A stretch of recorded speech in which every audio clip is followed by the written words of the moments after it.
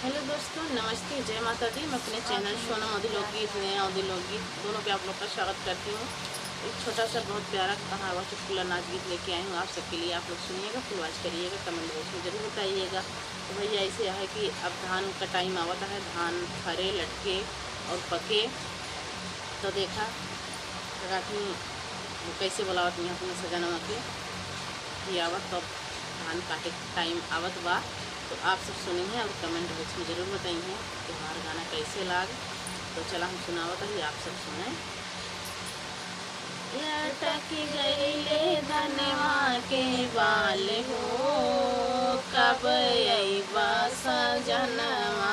पक गईले धनवा के बाल हो, कब अइबा सजनवा। सास मोरे काटे ससुर कटवावे, सास मोरे काटे ससुर कटवावे। हमरे लगे बड़ा घाम हो, कब अइबा सजनवा। हमरे लगे बड़ा घाम हो, कब अइबा सजनवा।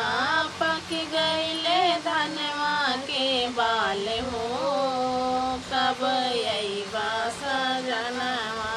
पक गईले धनवा के बाल हो, कब अइबा सजनवा।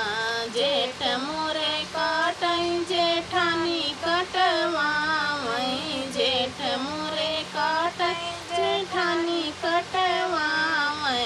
हमरे लगई बड़ा घाम हो, कब अइबा सजनवा।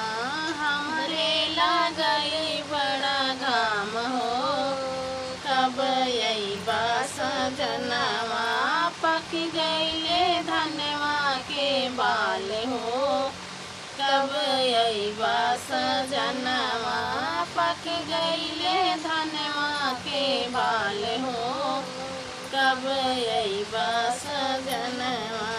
देवर मोरे काटई देवरानी कटवावै, देवर मोरे काटई देवरानी कटवावै। हमरे लगे बड़ा घाम हो, कब अइबा सजनवा। हमरे लगे बड़ा घाम हो, कब अइबा सजनवा। पक गईले धनवा के बाल हो, कब अइबा सजनवा। पक गईले धनवा के बाल हो, कब अइबा सजनवा।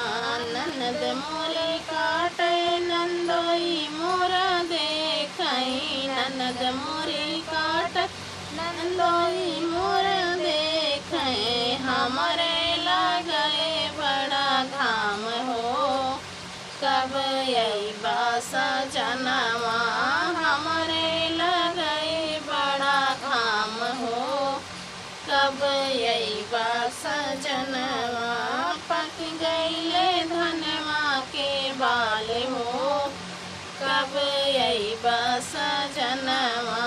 पक गईले धनवा के बाल हो, कब अइबा सजनवा।